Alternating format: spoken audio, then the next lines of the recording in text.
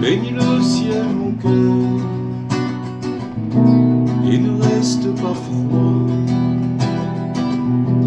Voici tant de bonheur dont ton Dieu te combla. Compte-les chaque jour,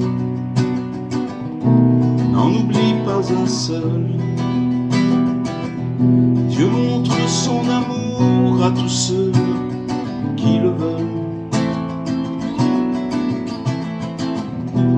Ainsi devant un fruit ou en rompant ton pain, quand l'éclair resplendit, quand ton ami revient, quand tu es rassasié, quand tu t'es réveillé, quand tu purifieras ton corps, écoute-moi,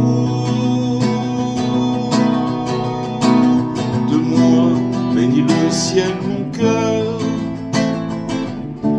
et ne reste pas froid, car qui bénit sera rassasié de bonheur.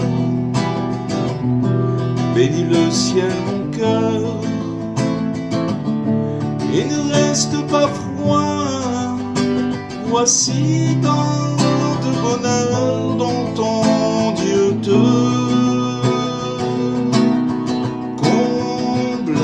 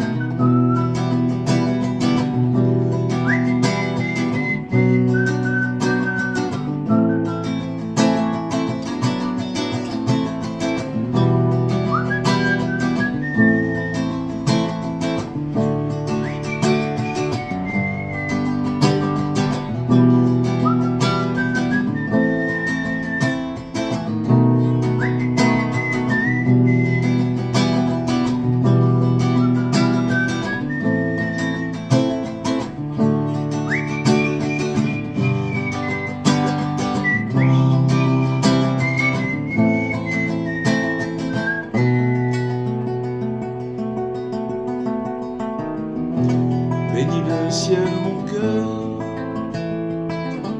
et ne reste pas froid, car qui bénit sera rassasié de bonheur. Bénis le ciel, mon cœur, et ne reste pas froid. Voici tant de bonheur dont ton Dieu te comble.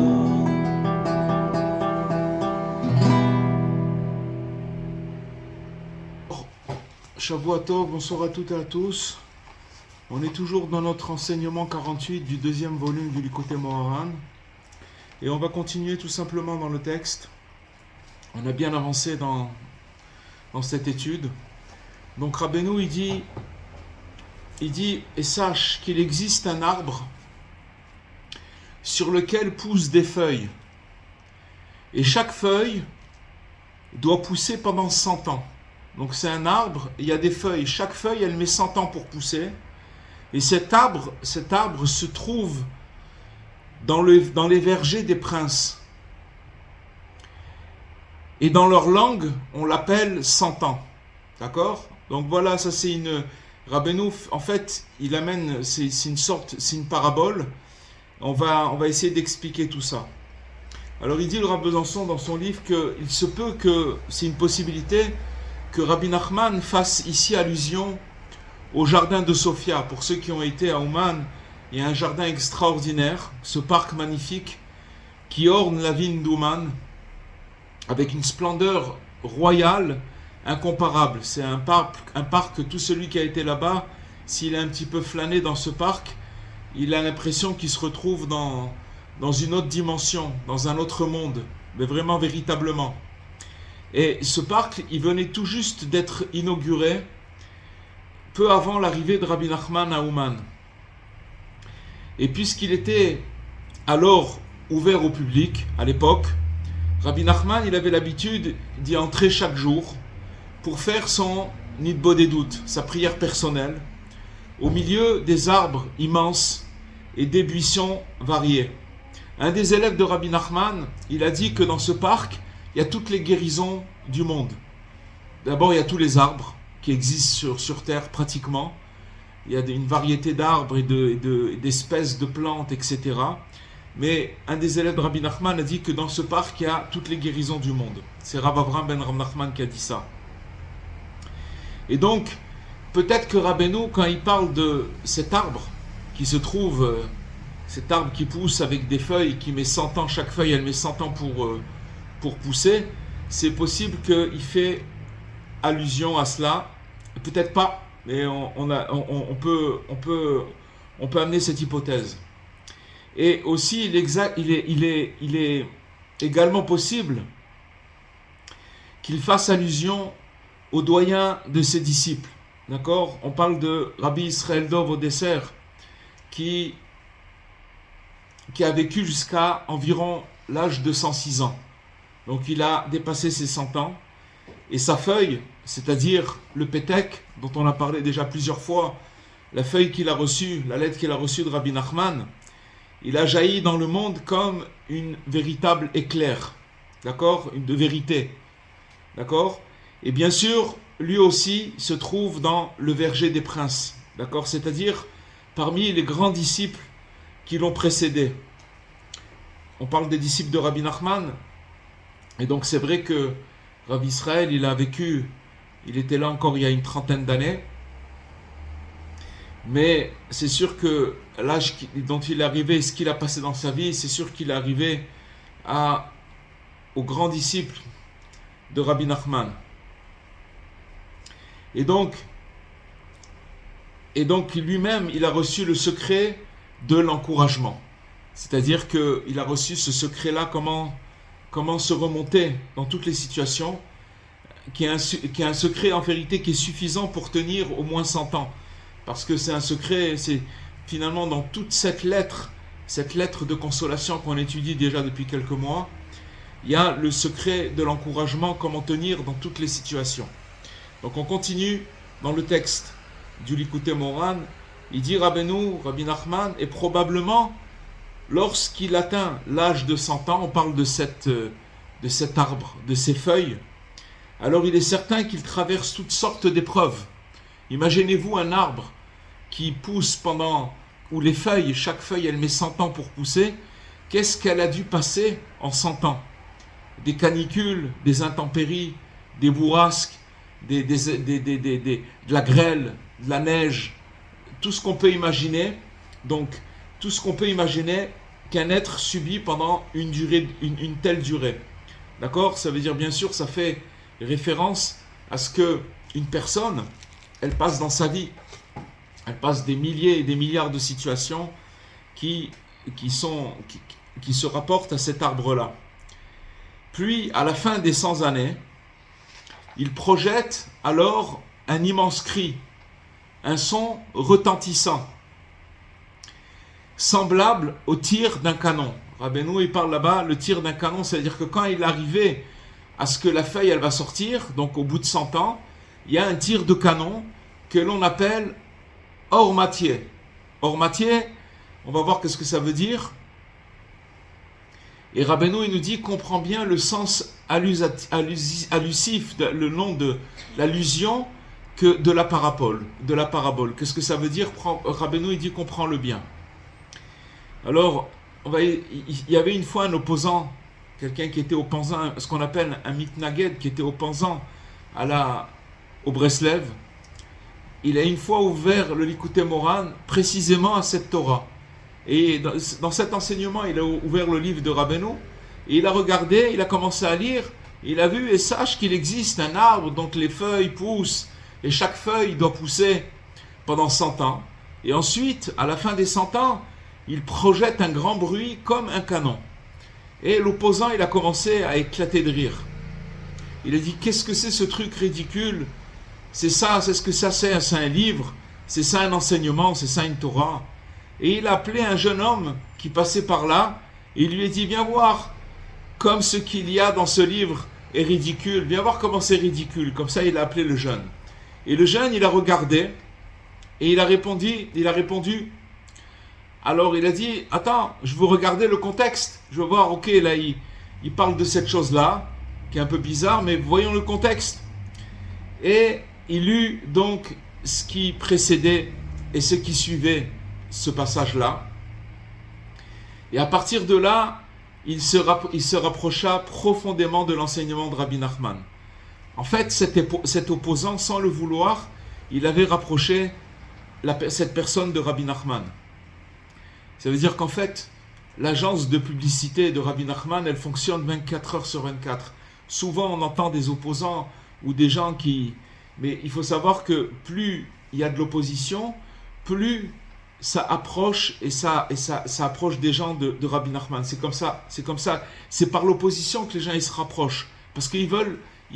plus on veut les éloigner, plus ils sont curieux de savoir qu'est-ce qui se passe et pourquoi, qu'est-ce qu'il y a de marqué. Et donc, petit à petit, ils se rapprochent. Et on voit d'ici que l'opposition, elle fait parfois de la publicité et qu'elle rapproche énormément, comme dans ce cas-là, comme on vient de voir maintenant.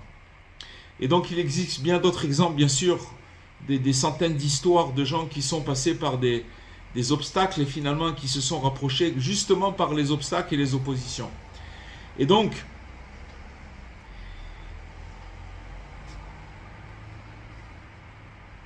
voilà.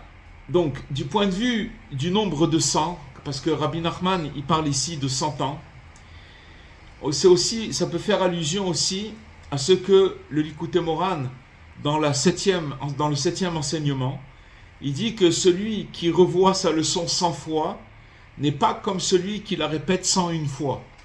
D'accord? Si par exemple quelqu'un il prend une leçon et qu'il l'étudie pendant 100 fois, c'est pas du tout la même chose que 101 fois.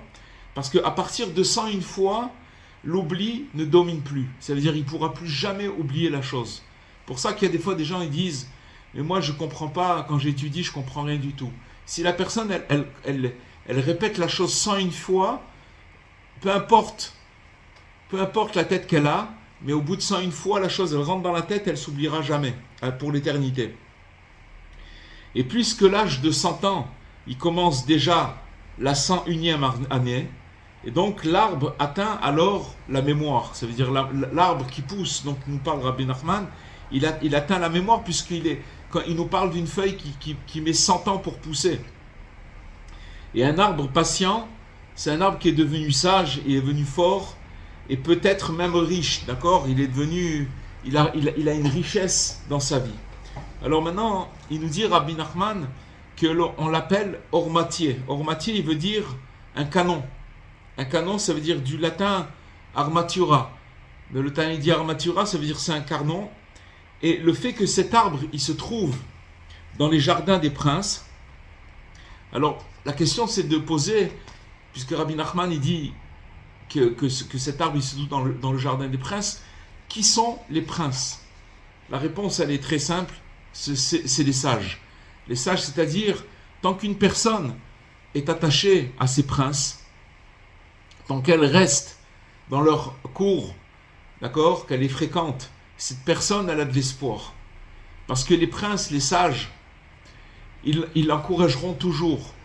D'accord? On parle de sages qui sont attachés au tzaddik, et les gens qui sont sincères, les sages qui sont sincères, automatiquement, ils encourageront tout le temps. Et grâce à ça, puisque cette personne elle est attachée à ses princes, à ses sages, automatiquement, cette personne, elle pourra tenir bon. Et elle aussi finira par tirer son coup de canon. Ça veut dire que le fait qu'elle va tenir bon, ça veut dire qu'on n'a pas d'autre choix de passer par toutes ces intempéries. Une personne, qu'elle le veuille ou non, elle passe par des situations, Et ici, il y a le secret qu'en vérité, tous ces intempéries l'amènent à la fin à tirer un coup de canon. Ça veut dire à produire une révélation très très puissante. Donc, en continuant, et Rabbi Nachman, après il dit dans le texte, et comprend bien maintenant le sens de l'allégorie, sa signification elle est profonde. C'est-à-dire qu'il nous dit, Aven animshal etev, comprend bien ce que veut dire cette allégorie. Il souligne ça. Chaque mot de Rabbi Nachman, elle a une signification. C'est pas pour rien qu'il nous dit, comprend bien cette allégorie. Maintenant, il faut savoir que si le message de l'allégorie, elle semble déjà tellement claire, d'accord, on peut se demander pourquoi Rabbi Nachman, il insiste encore en disant, comprend bien l'allégorie, comprend bien le mashal, c'est-à-dire le sens profond. Puisque nous, on comprend, apparemment, on comprend que cet arbre, il fait allusion à la vie d'un homme et que par tout ce dont il doit passer, donc on comprend, on peut dire qu'on a compris cette allégorie. Mais donc tout paraît évident, presque trop évident. Mais en fait, ça laisse entendre qu'il y a là un message beaucoup plus subtil, un sous-message caché, et quelque chose de mystérieux, et que il dit Rabbi Besançon qu'à notre connaissance, personne n'a encore vraiment dévoilé. Parce que si Rabbi Nachman il dit comprend bien cette allégorie, alors ça veut dire qu'il y a quelque chose de caché. Sinon, si c'était quelque chose d'évident, c'est sûr qu'il y a un côté où on a compris quelque chose. Mais quand il nous dit comprend bien, ça veut dire quelque chose de beaucoup plus profond. Ensuite, on continue dans le texte. Il convient d'aller selon ce qui est dit dans l'enseignement Azamra. D'accord ? L'enseignement Azamra, c'est l'enseignement 282, c'est-à-dire de chercher et rechercher en soi-même quelques mérites encore présents en lui et quelques points positifs. Alors ici, Rabbi Nachman, il fait une liaison, il relie en fait l'enseignement 48 que nous étudions avec un autre enseignement très connu, le 282. Ça veut dire que c'est quelque chose de très très rare dans l'enseignement, c'est-à-dire que Rabbi Nachman, quand il parle d'une leçon, il ne va pas ramener une autre leçon qu'il a parlé ailleurs. Et là, c'est quelque chose de très rare parce que ce lien direct entre deux enseignements, en plein milieu du propos, ça veut dire que maintenant il nous amène soudain, il nous amène l'enseignement 282. Et cela nous donne même une indication historique. C'est laquelle que en fait la Torah, l'enseignement 48 qu'on est en train d'étudier, il a été dit après l'enseignement 282, puisque Rabbi Nachman il ramène l'enseignement 282 à Zamra dans notre étude, dans la Torah 48, ça veut dire qu'il a été dit après. La Torah 48, elle a été dit après l'enseignement à Zamra. Voilà. Donc, alors quelle idée de base de Azamra? Quelle est l'idée de base de Azamra, de cet enseignement 282? Alors Rabbi Nachman, il dit qu'il faut juger, on l'a déjà dit, c'est un enseignement qu'on connaît, qu'on a entendu. Il a dit de juger chaque personne du côté positif. Et même quelqu'un qui paraît totalement mauvais. On doit chercher en lui un petit point de bien. D'accord ? C'est ça tout. C'est ça l'enseignement 282. Parce que ce petit point-là, même s'il est minuscule, alors c'est un endroit où il n'est pas mauvais. D'accord ? Il n'est pas mauvais dans ce point. Même si le petit point dans lequel il a un point positif, dans celui-là, il n'est pas mauvais. Et en voyant en lui ce petit bien, alors on l'élève vraiment du côté du mérite. C'est-à-dire que maintenant, quand on va observer ce petit point minuscule qu'il a, en l'observant, on va tout seulement le faire basculer du côté du mérite. Donc c'est valable pour nous, pour nous-mêmes. Ça veut dire que maintenant, quand on est submergé par des pensées où on n'arrive plus à voir le bien qui est en nous, de chercher ce point positif, parce que c'est lui, en l'observant et en le cherchant, c'est lui qui va nous amener du côté du mérite, et cela peut même l'aider à revenir vers Dieu. Donc pour nous-mêmes, et bien entendu que si on le fait pour nous-mêmes, alors c'est sûr qu'il faut le faire pour notre entourage, c'est-à-dire de regarder les choses positivement. Et là-bas, Rabbi Nachman, il ajoute, l'homme doit faire pareil avec lui-même. Donc là, on parlait de regarder ce qu'il y a autour de nous, notre ami, d'accord ? Mais il doit faire la même chose avec lui-même. Il doit absolument veiller à rester dans la joie et à s'éloigner, à éloigner la tristesse autant que possible. Il doit complètement éloigner la tristesse de lui-même.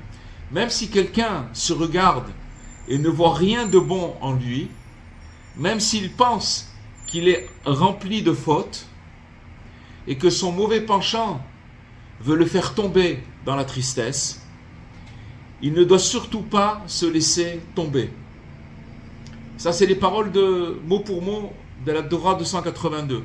Il doit chercher en lui un point de bien, parce qu'il est possible qu'il n'ait jamais fait une seule chose bonne dans sa vie. Parce c'est pas possible qu'il n'ait pas fait une seule chose bonne dans sa vie. C'est-à-dire que maintenant, même s'il est complètement noyé dans l'obscurité à cause de son regard qu'il a sur lui-même, mais il nous dit, Rabbi Nachman, c'est pas possible qu'il n'a pas fait une seule chose bonne dans sa vie. Quand Rabbi Nachman dit, il faut aller, ça veut dire qu'il faut aller avec cet enseignement 282, puisqu'il l'amène ici en plein milieu dans l'enseignement 48, ça veut dire qu'il faut étudier cet enseignement avec sérieux, avec régularité, de manière intense et constante. C'est-à-dire qu'aller avec un enseignement, Rabbi Nachman, il a dit, il faut aller avec mes enseignements. Aller, ça veut dire de prendre un enseignement, c'est-à-dire que ça veut dire aller avec une Torah, ça veut dire qu'on vit avec un enseignement pendant un temps. On l'étudie en profondeur, on la questionne, on le questionne, on cherche ces allusions qu'il y a dans l'enseignement, ces secrets, et on essaye de l'appliquer dans notre quotidien. C'est-à-dire que, comme si cet enseignement, il devenait un compagnon de route, qui marche avec nous jour après jour. C'est ça que quand Rabbi Nachman, il a dit qu'il faut aller avec un enseignement, de prendre un enseignement et d'aller avec. Et Rabbi Nachman, il a appelé le Likutei Moharan, son livre, le début de la délivrance. C'est comme ça qu'il a appelé son livre.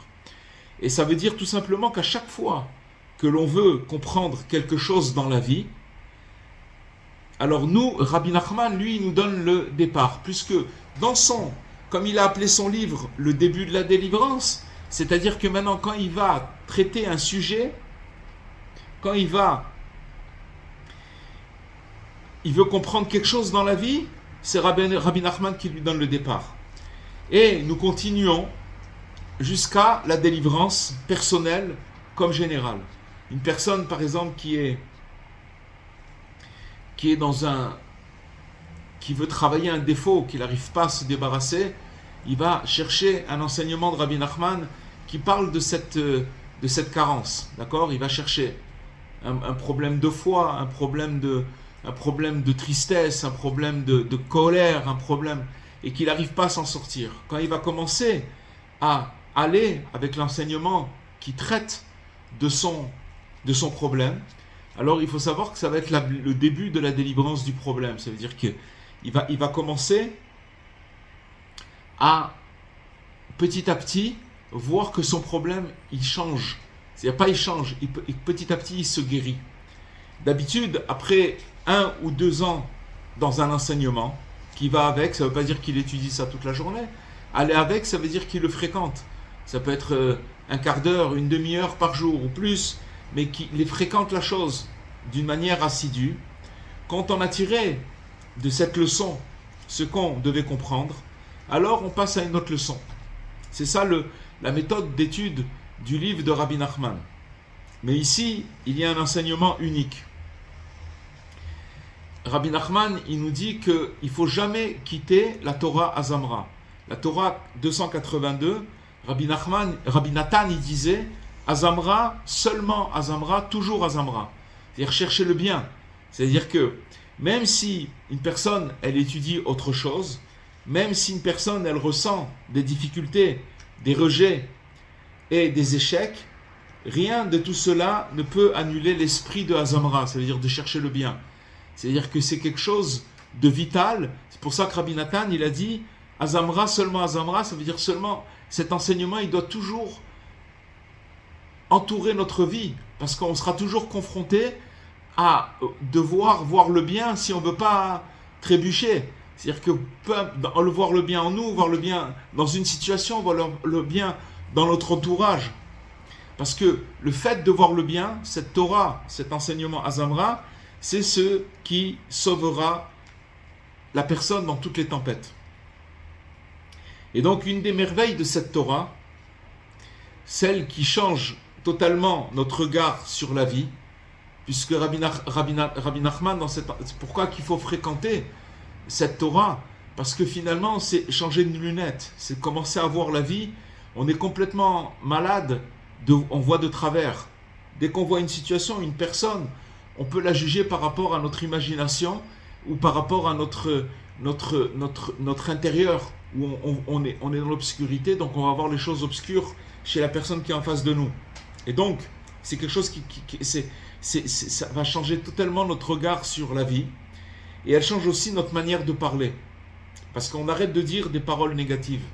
À partir du moment où on fréquente un enseignement qui est le début de la délivrance, qui parle de voir le bien, automatiquement, alors on va commencer à dire de paroles négatives, puisque une parole négative, elle a une influence sur notre intérieur. Finalement, on relate, on fait sortir ce qui est à l'intérieur de nous.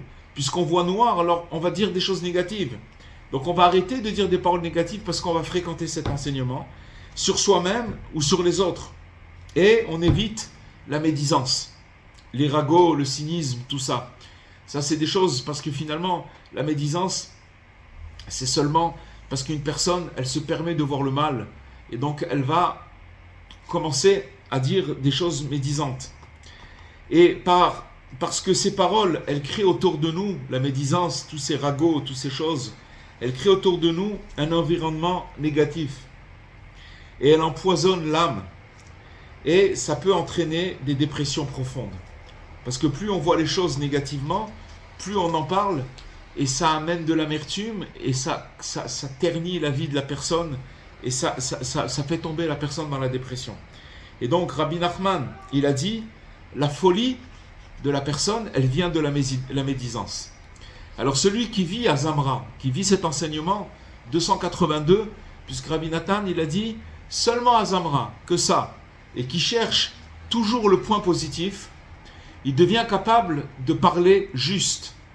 Il va parler juste, parce qu'il va faire attention de ne pas dire quelque chose de médisant. Il va parler toujours juste, et il se protège de toute forme de paranoïa. La médisance, elle amène la personne dans une paranoïa et une imagination destructive. C'est ça la résultante de la médisance. Et donc c'est exactement ce dont souffre celui qui croit qu'on l'éloigne.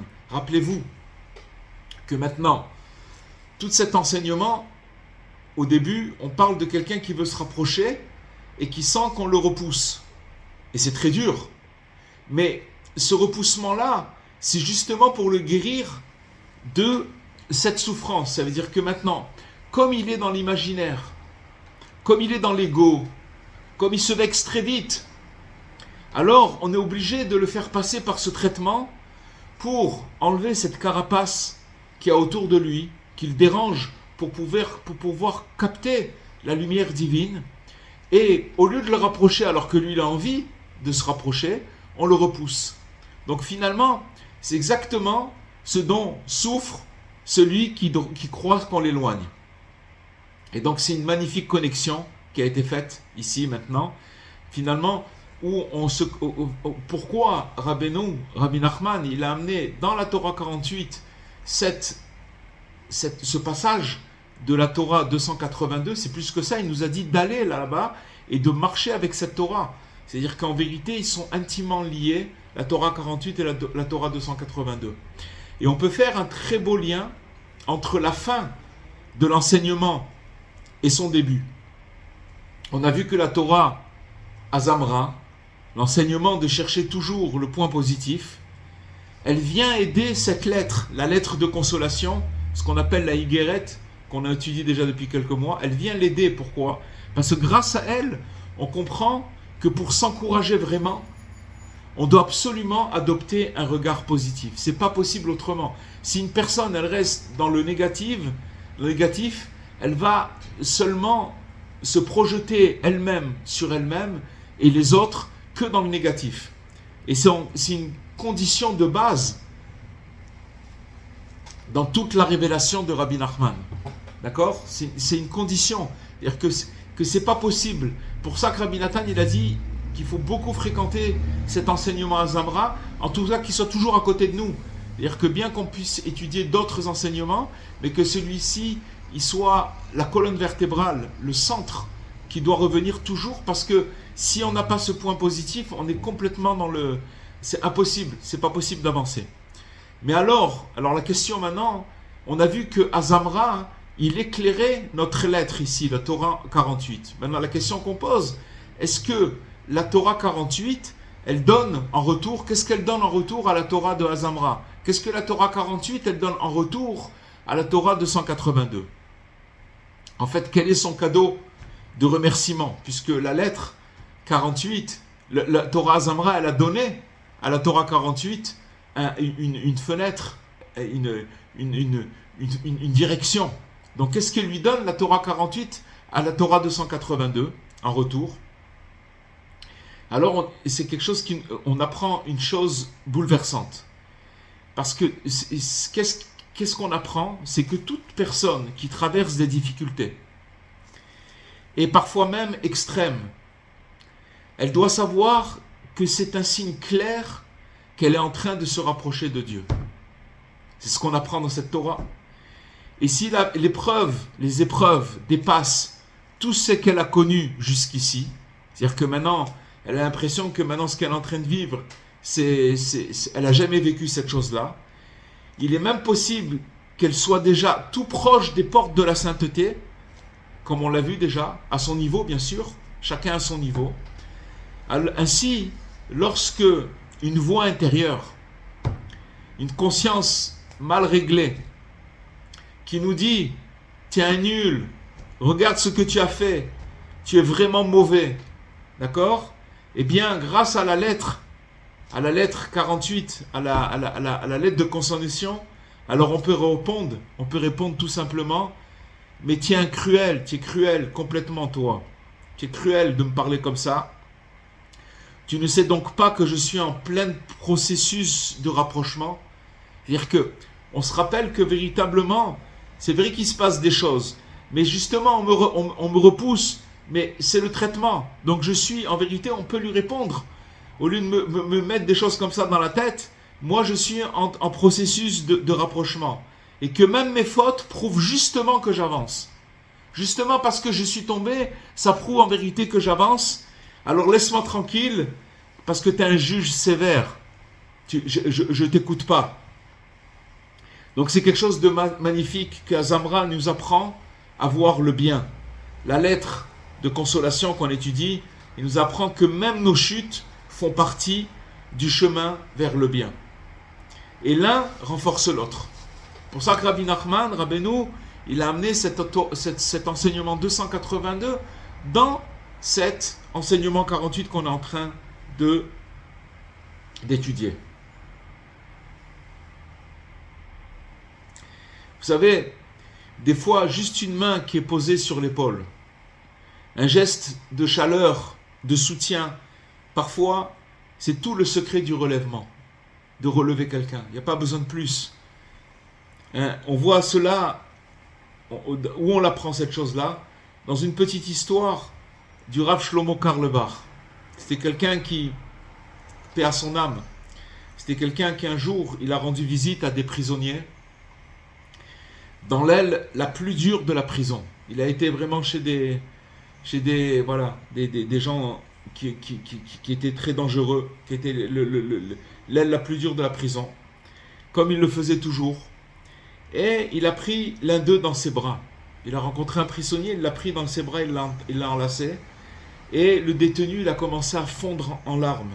Et il lui a dit, si j'avais rencontré quelqu'un comme ça, quelques années plus tôt, alors je ne serais sûrement pas ici aujourd'hui. Voilà, c'est tout simplement, c'est ça.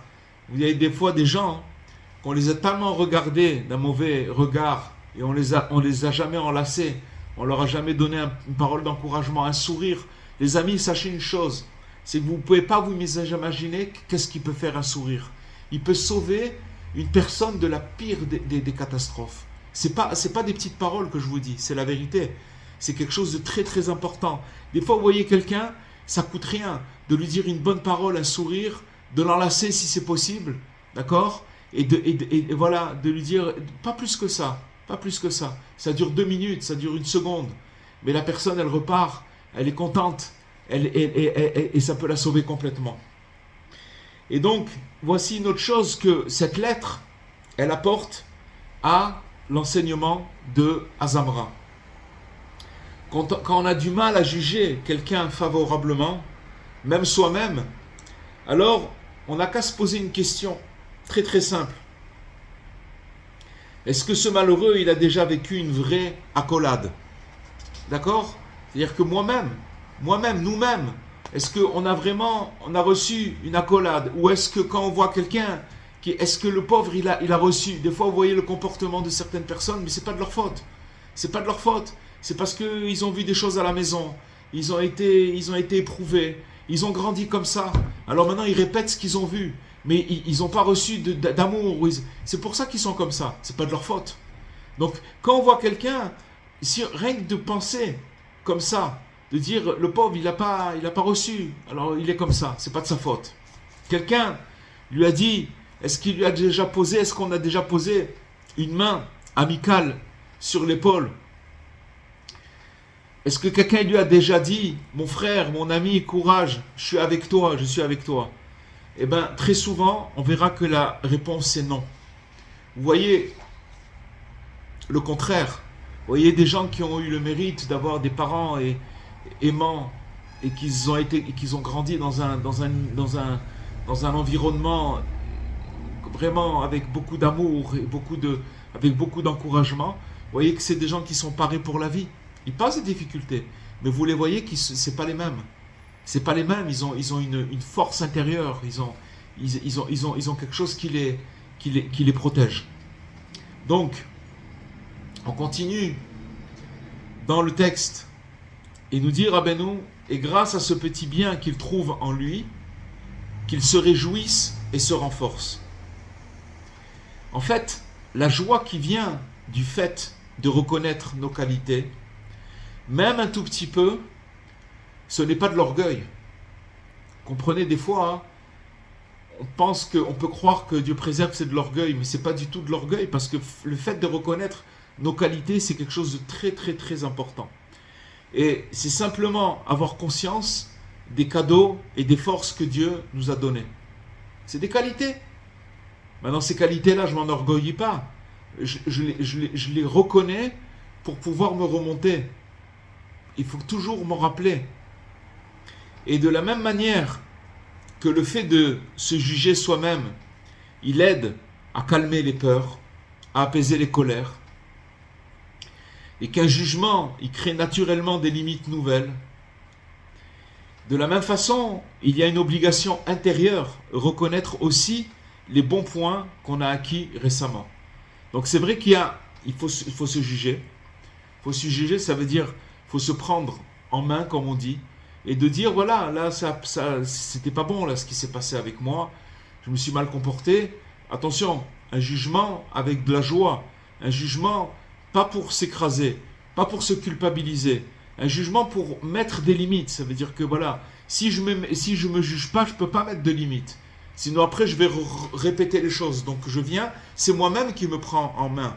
Et je me dis, là, voilà, j'ai pas bien fait, ok, maintenant j'ai compris, et je vais demander de l'aide à Dieu, parce que des fois je reviens à chaque fois dans ce comportement, donc je vais lui demander de l'aide. Mais tout ça c'est un jugement, mais il faut savoir aussi qu'il faut reconnaître les bons points qu'on a acquis récemment. Et même, pourquoi pas, se donner une petite récompense. d'accord? Ou au moins se faire un vrai compliment.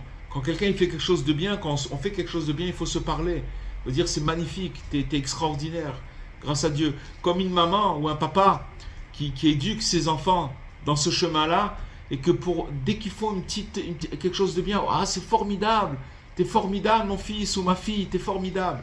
Ça donne des ailes, ça donne des forces. Et c'est ça exactement que veut dire se renforcer soi-même. Quand on parle de se renforcer soi-même, c'est ça que ça veut dire. Donc, on continue dans le texte. Avec ce petit bien qu'il trouve en lui, qu'il se réjouisse et se renforce lui-même, et qu'il ne quitte pas sa place, même s'il est tombé, à ce qu'il est tombé, que Dieu nous en préserve. D'accord? Donc, comme nous l'avons déjà indiqué, dans la mesure où une personne, elle apprécie le bien en elle, qui est en elle, et les points positifs qui se trouvent assurément en elle, alors dans la même mesure, elle va commencer à s'y attacher. Rabbi Nachman, il dit, d'accord, il le dit ici, qu'il se réjouisse et se renforce lui-même par le petit bien qu'il trouve encore en lui. Donc ça veut dire que maintenant, quand il va chercher ses points positifs, alors il va commencer à s'y attacher. Et il ne sera pas prêt à les abandonner. Parce que l'amour qui découle de la Torah à Zamra, de la Torah 282, fait naître la force, la vaillance. C'est-à-dire que maintenant, quand une personne, elle reconnaît ses points positifs, elle ressort avec de la force. Et une preuve de cela se trouve dans l'écriture. Abraham engendra Yitzhak. On voit qu'Abraham, c'est-à-dire que l'amour, la miséricorde, elle naît la force. Ça veut dire qu'elle engendre la force. Quand il y a de l'amour, quand on sait se voir du bon côté, automatiquement, ce qu'on va gagner, c'est de la force. Une autre preuve, la Torah, elle dit dans Gibor Kahari, sois courageux comme le lion. D'accord? L'animal qui est choisi pour représenter la vaillance, c'est précisément celui qui se trouve du côté droit, qui symbolise le chesed dans l'agencement de la Merkava. On va expliquer qu'est-ce que c'est la Merkava. Quand nos sages, ils nous parlent de Merkava, d'un chariot, c'est un chariot céleste, alors ils ne parlent pas d'un char matériel, bien sûr, mais d'une image spirituelle qui sert à expliquer comment les forces d'en haut, elles agissent dans le monde. Donc c'est une vision prophétique, notamment celle de Ereskel, un prophète, où apparaissent 4 animaux symboliques. D'accord? Et chacun il représente une qualité essentielle. Dans ce chariot, on voit d'abord le lion, c'est le côté droit, qui symbolise le chesed, l'amour, l'expansion. Ensuite, il y a le bœuf, c'est le côté gauche, qui symbolise la gevura, c'est-à-dire la force, la rigueur. L'aigle, il symbolise le tiferet, ça veut dire l'harmonie et la synthèse. Et l'homme, le centre, il symbolise la conscience, la direction. Donc, la Merkava, c'est donc une manière de dire que tout dans la création, il repose sur un équilibre entre ces forces. L'amour, la rigueur, l'harmonie et la conscience. Et pourquoi la Torah, elle dit « sois fort comme le lion » ? Parce que le lion qui se trouve du côté du chesed, du côté de l'amour, est pourtant l'animal qui représente la force, comme c'est marqué, sois vaillant comme le lion. Donc c'est quelque chose. Donc la leçon, elle est magnifique en fait. C'est dire que la vraie force, elle vient de l'amour. On comprend de ça que la vraie force, elle vient de l'amour. Et le courage, elle naît de la bienveillance et pas de la dureté. C'est-à-dire que si quelqu'un il est dur, c'est pas de la force d'être dur. C'est-à-dire que plus quelqu'un il a de l'amour, il donne de l'amour, il cherche le bien, plus il va se retrouver fort comme un lion. C'est ça qu'on apprend ici. Et c'est exactement ce que Rabbi Nachman il enseigne dans cet enseignement avec Azamra. Quand tu vois le bien en toi, alors tu t'aimes, tout simplement, tu commences à t'aimer. Et en vérité, une personne qui ne s'aime pas, c'est tout simplement une personne qui cherche pas le bien en soi. Et cet amour, il devient la force, notre force pour grandir. Voilà, Bezrat Hashem, les amis, ce qu'on aura pu voir pour ce soir. On continuera avec l'aide de Dieu la prochaine fois.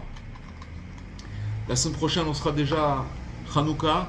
Avec l'aide de Dieu, si Dieu nous donne le mérite, on sera à Ouman et on pourra faire le cours de là-bas, Bezrat Hashem.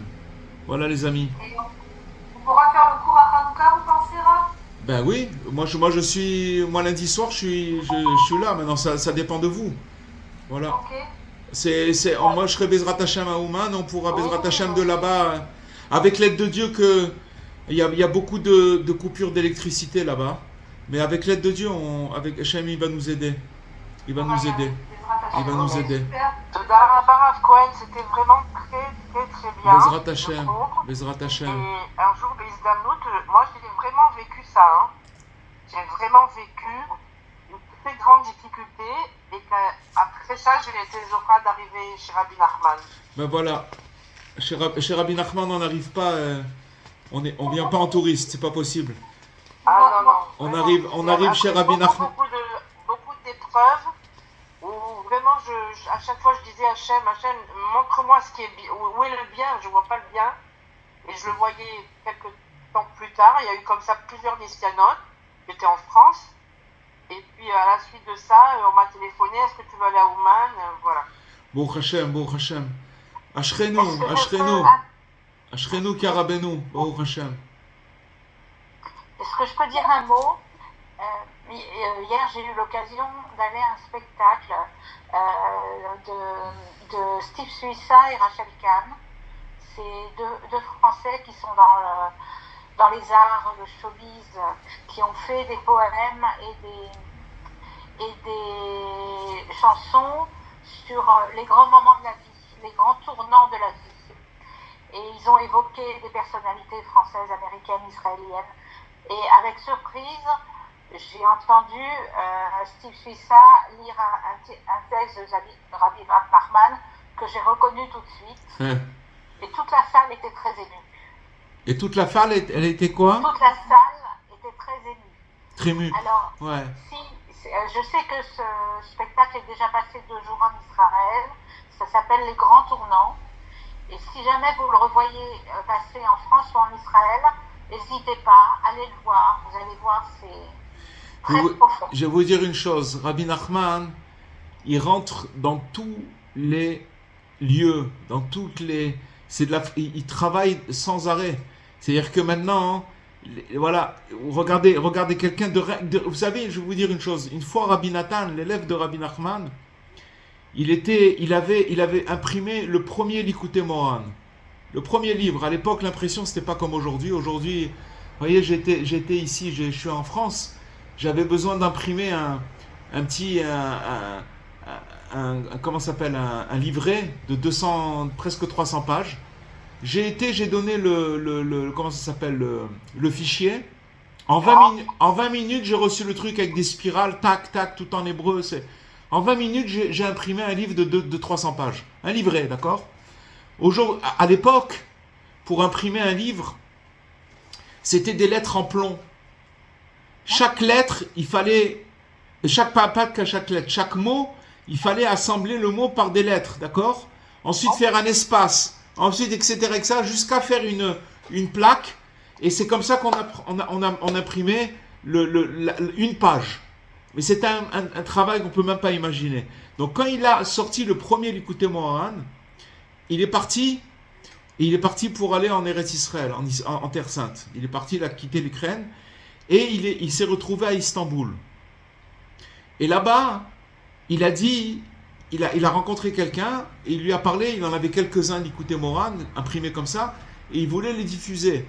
Il a parlé, il a dit le mot Likutei Moharan. Voilà, j'ai un Likutei Moharan de Rabbi Nachman. Il a dit rien que de dire le nom de Rabbi Nachman, c'est quelque chose d'immense. On ne peut pas s'imaginer rien que de dire le nom de Rabbi Nachman, qu'est-ce que ça provoque. Alors, à plus forte raison, ce que vous dites, Claudine, c'est que dans ce spectacle-là, ils ont cité Rabbi Nachman avec un passage de Rabbi Nachman. Ça fait son travail, ne croyez pas. C'est-à-dire que les gens qui sont là-bas, et voilà, ils ont reçu quelque chose et Rabbi Nachman, il rentre dans tous les endroits et il fait ce travail-là. Baruch Hashem. Voilà, ça veut dire qu'il a la réponse pour tout le monde, Bezrat Hashem. Voilà les amis, Merci. Hachem, super court. Bezrat Hashem, je vous souhaite Shavua Tov et Bezrat Hashem, Hanouka Sameach et qu'on se voit la semaine prochaine, qu'on se connecte. Bonne semaine à vous tous. Kol Touv. Super.